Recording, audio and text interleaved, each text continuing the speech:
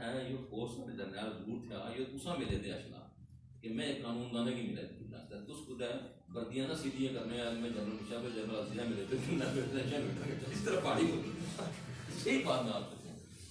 کچھ دیر بعد مجھے اس کا پھر فون آیا کہ سر وہ کہتا ہے کہ میں اپنے پوتے کو ساتھ لانا چاہتا ہوں اگر آپ اجازت دے تو میں ٹھیک ہے مجھے نہیں کوئی سمجھ نہیں کیوں. جب وہ آیا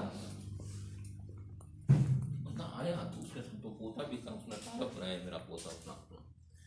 اسی جرنیل نے مجھے جو بات کہی ان کا میرا والد جو ہے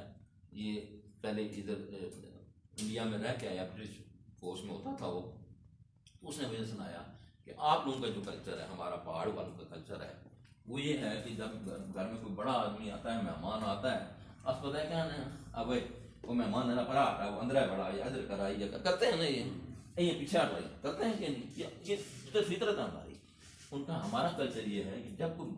بڑا آدمی آئے تو ہم اپنی چھوٹے جو نسل ہے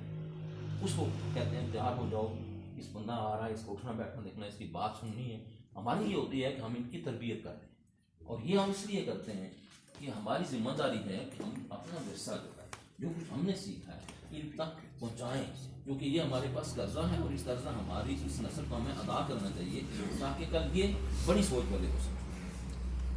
اس نے کہا ہمارے ہم کیونکہ وہاں یورپ میں بھی ہوتا ہے پیرنٹس ڈے مناتے ہیں اس طرح فادر ڈے مدر ڈے وہاں پیرنٹس ڈے تھا. اس نے اس لیے ساتھ اس کو لے کے آیا ہوں کہ آج پیرنٹس ڈے ہے تو آج ذمہ داری ہے والدین کی کہ وہ اپنی اولاد کو کچھ نہ کچھ اور میں اس لیے لے کے آیا ہوں. اس نے تعارف کرایا کہ یہ اٹارنی ہے لا کا مکلا کا لیڈر ہے فلاں ہے لاڈ ہے. تو سچی گل ہے جس لوگوں کی پان لگا نا اس پوترے سمجھایا اس نے ہمیں تھوڑا ہی ہے کہ میں اس مطلب میں بھی بڑی چیز لیکن میں صحیح آپ بولتا ہوں کہ مجھے اس چیز کا احساس ہوا کہ یار یہ بندہ جو اپنے اس پوتے کی تیسری نسل کی تربیت کر رہا ہے اس چھوٹی سی بات میں آتا تھا نا چائے کپ پیٹ چلا جاتا ہے مجھ سے ملنے لیکن اس نے یہ کیا. وہاں پھر مجھے سمجھ آئی کہ بھائی یہ وہ چیز ہے جو ہماری ذمہ داری ہے. جب آپ بڑے کہتے ہیں جب باپ بن جاتے ہیں جب آپ دادا بن جاتے ہیں نانا بن جاتے ہیں تو آپ کی بہت سی ذمہ داری ہے آپ تیسری نسل تک آپ تربیت اس طرح پہنچائیں کہ آنے والی نسل یہ نہ کہے جس طرح فاروق ارشد صاحب نے کہا ہے ہم کہتے ہیں ہمارے بڑوں نے ہمیں کیا دیا وہ یہ کہے کہ ہمیں بڑوں نے جو کچھ دیا ہم آپ تک یہ چیزیں پیش کریں.